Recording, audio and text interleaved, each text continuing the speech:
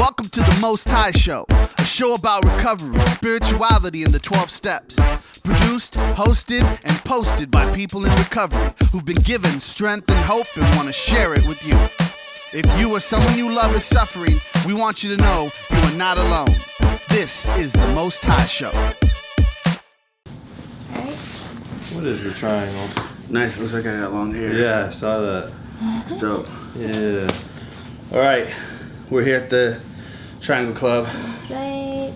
downtown, Midtown, Buckhead, Atlanta. My man Mitchell, me, Christian. This is the Most High Show, and today we're going to talk about Step 8, what that's all about. And we've been talking about every step. We've been going through the steps, and it's been really fun. And so today, Step 8. What's Step 8? I believe Step 8 is made a list of people we harmed and became willing to make amends to them all. Ooh, yeah. However, Became willing. we don't always make amends to them all, but we became willing to do so it. there are certainly some situations where we've done irreparable harm, Yeah. and maybe it's best to just not subject people to those memories or any further interactions with us. And that's Yeah. a tricky one. Also, That's 9, right?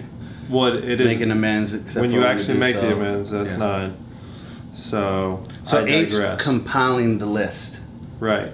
And I'm glad that we have you as our guest, even though you're usually the host, because I get a chance to interview you about your Step 8 process, that journey. Because I know that that was a significant process for you and a healing process.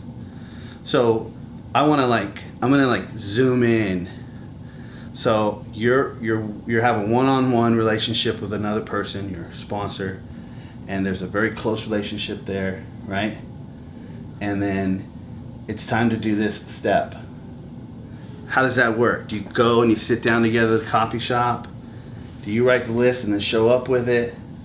How's that work? Well, I can only tell you my experience. Yeah. And my experience was that my sponsor said, "This is Step 8. Go make your list." And it was recommended that I make a list and subdivide it into the ones that I thought needed to be made quickly, the ones that maybe I didn't think I was ready to make, Okay. and then maybe some that I didn't think I could or should make. Okay. So if someone had passed, my grandmother had passed, and so there are some unique approaches that people take to make amends to people who are no longer here. Sometimes we make a living amends, but don't actually ever make a direct amends because maybe we've caused too much harm there. So that's Step 9, but nonetheless, we sometimes subdivide them. Not all sponsors do that.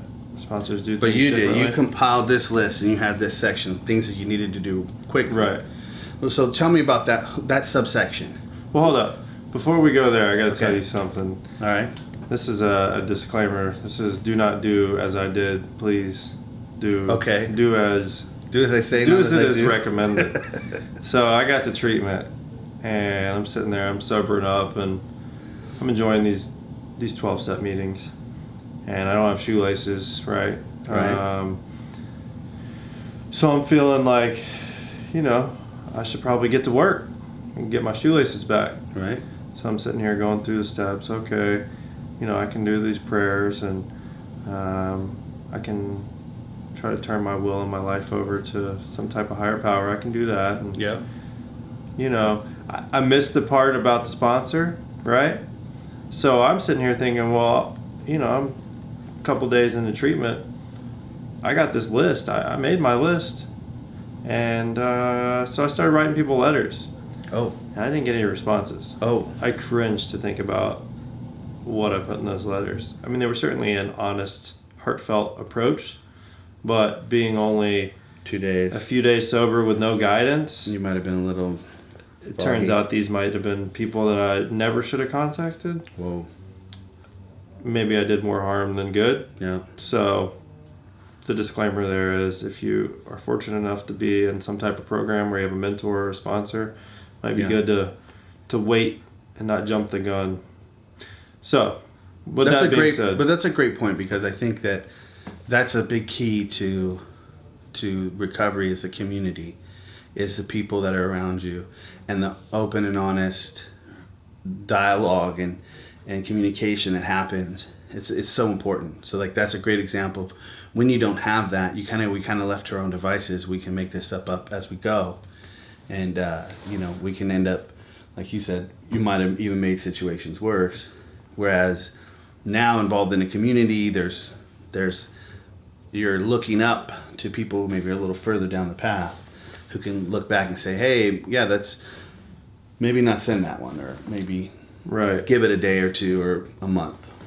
And then the classic case is, we might feel like we're on solid ground, and we might feel like making amends to that really attractive person that we would really like to interact with again might be the right thing to do, and we might not even realize that maybe those are some subconscious selfish motives, that we want to interact with this person even though we think our motives are right. And normally, if you work with a sponsor or some type of mentor who's gone through this process, they can kind of help you filter things like that out and not do anything that's not going to be helpful. Right.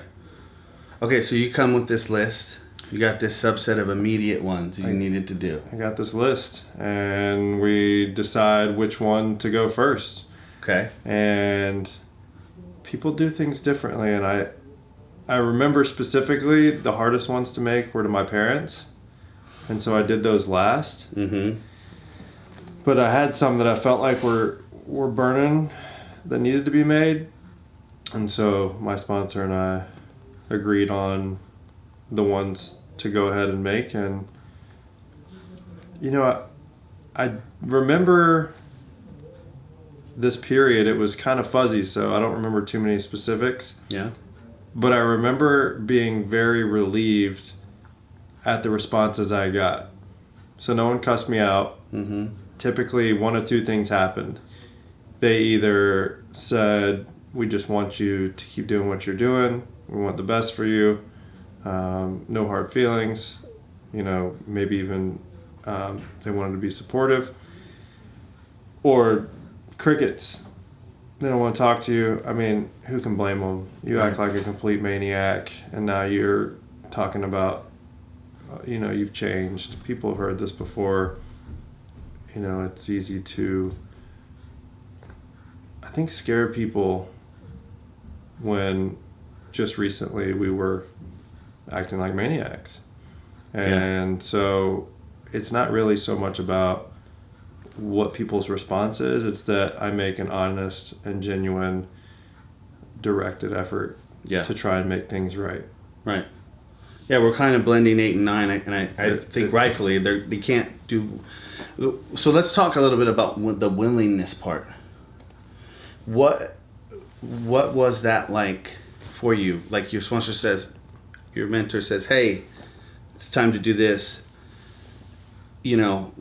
Obviously it's because there's a relationship built there, and he felt that you were ready, right?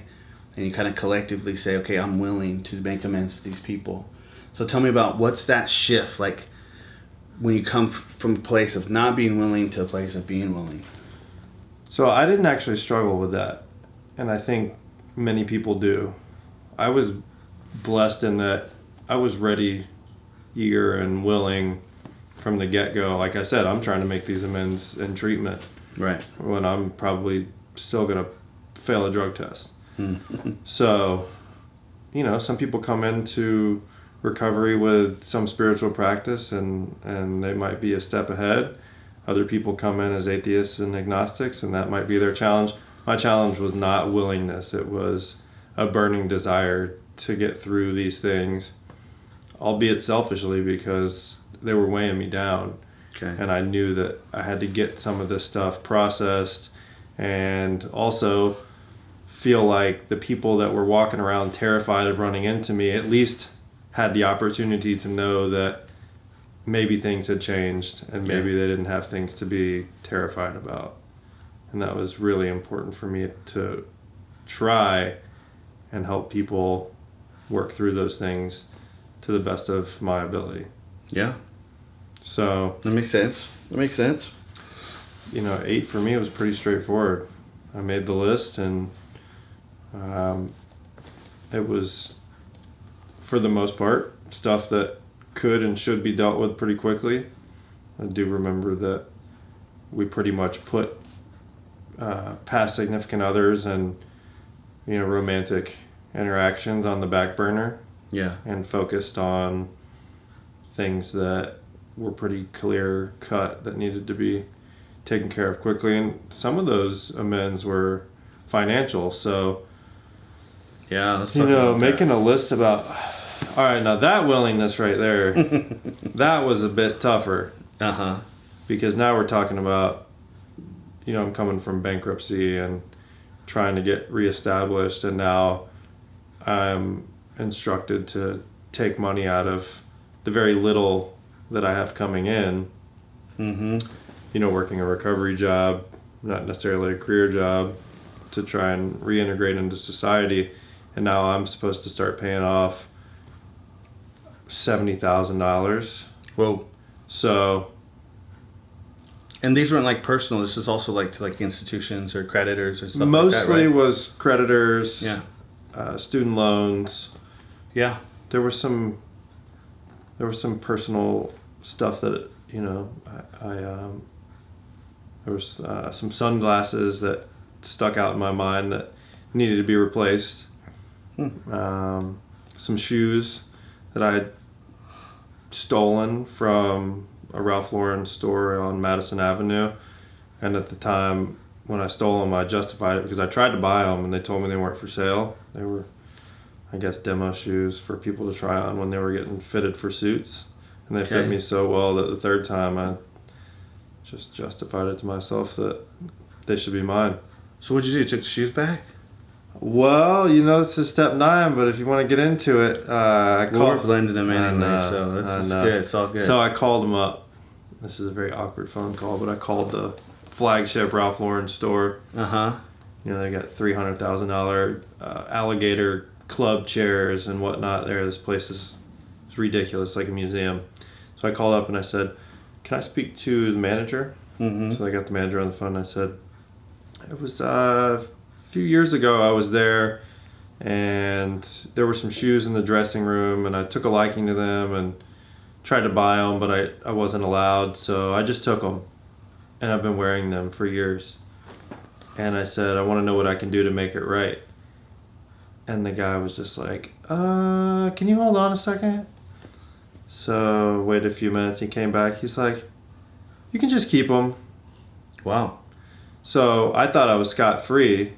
So then I talked to my sponsor, and he's like, "No, you've got to donate to a charity of your choice. You don't just get away scot-free. So there's a price to pay." So over the years, I've made an effort to, for many years, I would only purchase clothes from a nonprofit. And so I felt like that was one way I could have my work clothes, but also be giving back in some way. And so I find these different ways to try to give back to different communities. Ah, interesting.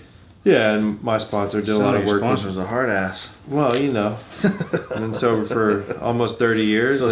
Yeah, right? Because something's working with him, right? I want the freedom, and I wanted the freedom he had, and I still strive. Yeah. For my phone not to die. But, yeah. Yeah. Did it die? Yeah, definitely. Is that what happened? Yeah, I'll charge my phone. Oh, so let's talk about the importance of this step, right? Like, just in a, I don't know what the word is, philosophical, but just like, what's the reason for going back and cleaning up the wreckage of the past? And how is that so healing for us? And this is like for those of us who struggle with substances or alcohol, but also like, man, if for relationships or people who have anger issues, or like to go back and clean up the wreckage of your past, like, what does that do for you as far as in terms of your recovery, your conscious, your spiritual connection to your higher power? How does that all come into play there? So before I got sober, I don't remember a lot, but I do remember being in a crisis mode where my mother took me to a physician to get tested because I was obviously dying, and she wanted to know, is this just addiction? Is this, depression as well? Uh-huh. Do you have some disease that I could have easily contracted? She wanted to know, like, what are we dealing with here? Mm-hmm. How do we save you? So I remember her taking me to a doctor, and they immediately gave me some sedatives to calm me down because I wasn't doing well. And then they took my blood. I was terrified of needles. So I remember what I now know is rumination, and I was just constantly thinking of these horrors that had become my life and these things I had done, and I couldn't stop thinking about them, and it was all I could do to get loaded enough to not think about them as much. But it quit working. Yeah. And so here I am with no real solution. That's probably why I reached out to my mom and said, I don't know what to do. Yeah. So I say that to say that the process of working through these amends and at least trying and sometimes successfully making things right or moving in the direction toward allowing people time to heal and allowing them some reduction in stress to know that this maniac isn't necessarily going to continue down the path that was affecting them. That process seemed to allow some things to settle in my mind as resolved. Yeah. So unresolved things for me are really tough. Yeah.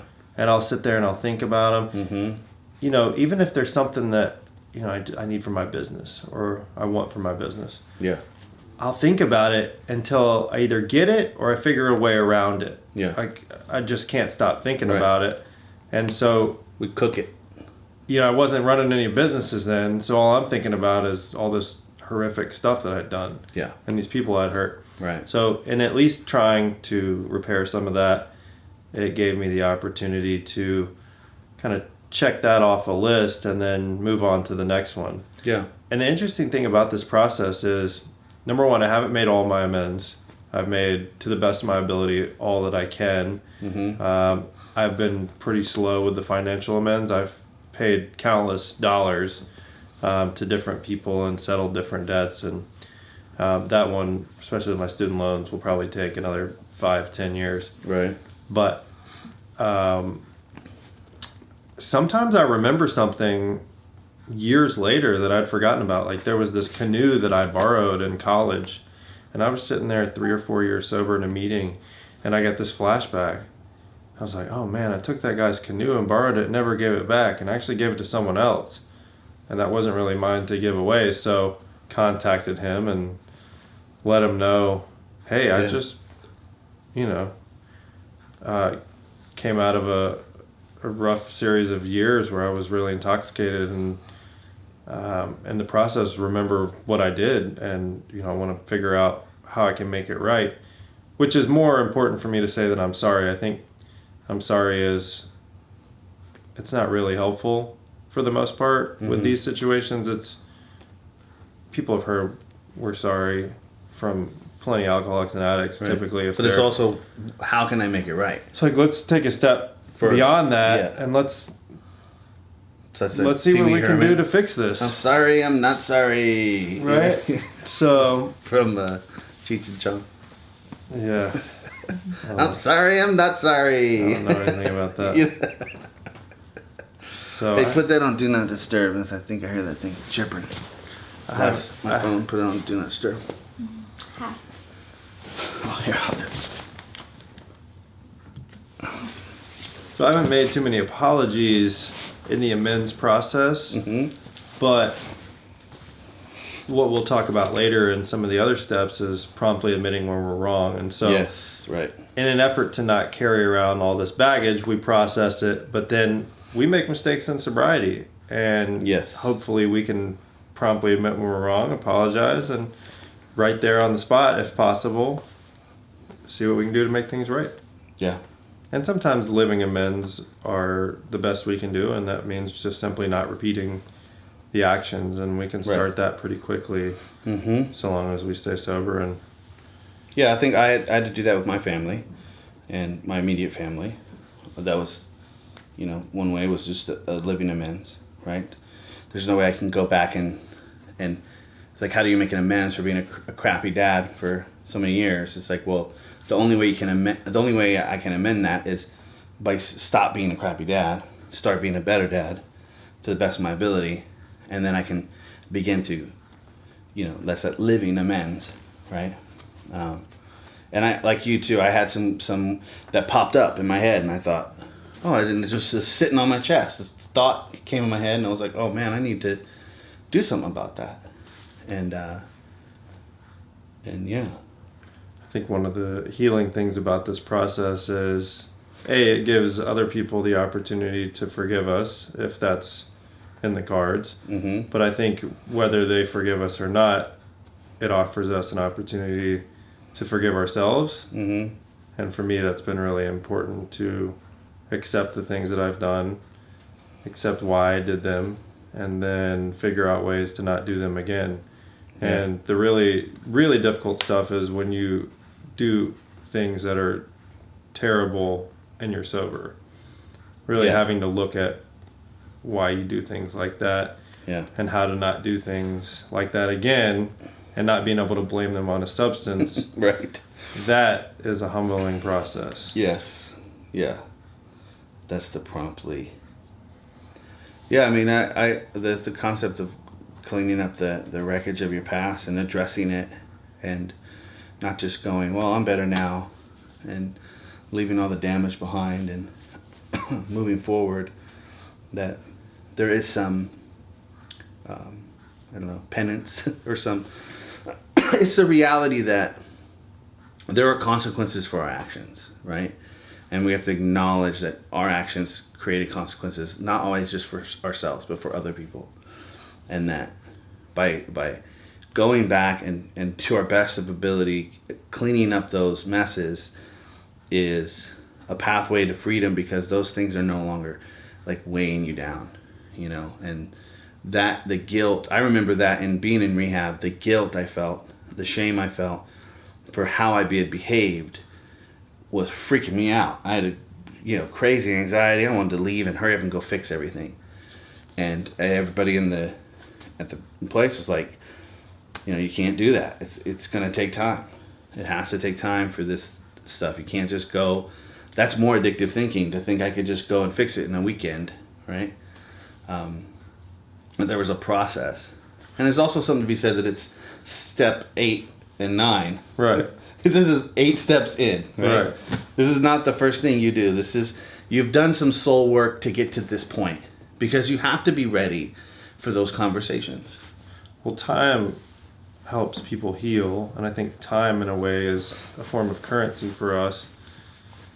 And I think most importantly, we who've been around long enough have seen that so many people do relapse. So to go out and try to make amends too quickly and have it go poorly, and then relapse, I think it's going to make things more complicated for future amends if people get that opportunity. Right. So really getting solid in your sobriety before you make amends, so that people take you seriously, and so that you can stick to making sure that you continue living those amends, is really important. Yeah.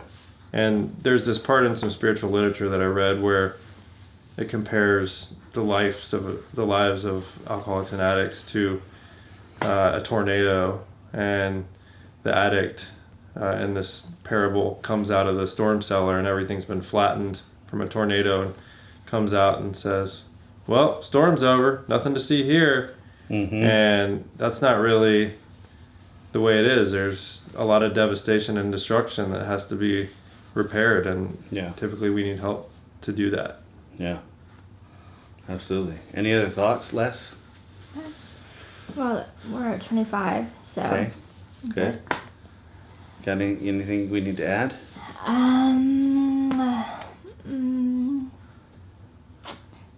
No, I don't. No. No? There was some people on Instagram saying waving to you guys, so it's pretty good that there's people watching. Good? New people, I guess. Yeah. That's awesome. Yeah. But I think just in general, this is as far as just growing as a human, you know, I always love that how these steps can apply to so much even beyond substance and alcohol, substance abuse and alcoholism. You know, that the concept of making amends, how freeing that can be for the person who has a spiritual experience or comes to terms with maybe a relationship or whatever, to be able to go, okay, you know what, that's, you know, to just kind of ignore it and put it away, like you said, come up out of the storm shelter and go, well, nothing to see here, let's keep it moving. And I think if more people did that, you know, we would have a little bit more freedom in our communities a little bit, you know, especially in families, right? I mean, it's the holidays. You're going to be sitting across the table from some people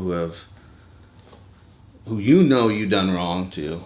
It might not even be you know, I'm not saying you personally, but metaphorically, right? And so to be able to say, hey, you know what? Remember that thing? How can I make that right? Right? Yeah, the gesture, I think, is the most important part about it. And certainly there are sometimes things that do need to be done to follow up.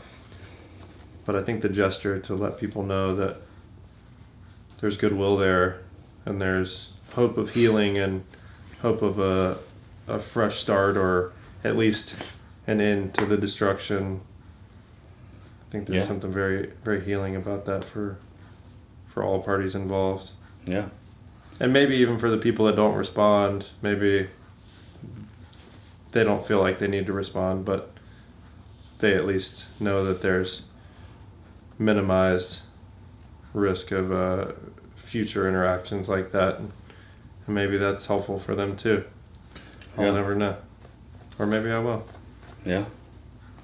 All right. Well, that's the Most High show for this moment. And, you know, we're going to keep creating content. We're going to keep doing these things. If you want to share your story, if you want to share your strength or your hope, if you have some kind of victory or freedom you've experienced in your life that you want to share with people who might be suffering that same affliction, then, you know, please contact us. And if you're listening to the podcast and you made it this far, then, you know, like the podcast, hit a star, like rate it 5 stars, and you know, share it, comment on it. It's important that we get this message out. You know, we're not doing this for any kind of financial gain or anything like that. We're doing it because we have experienced some freedom and we want to share that with others. And so we need your help to do that. And sometimes people donate, and so you did something recently with some of that money that I think was noteworthy. Yeah. So sometimes we're able to help people get out of the cold for a little while with their kids to try and get a fresh start. So there are plenty of opportunities for us to help, and sometimes that takes a little bit of money. So when money does come our way, it seems like we're able to make the best use of it. So if you feel compelled, we can help you put some of that to good use. Yeah. All right. That's it. Thanks. Thank you.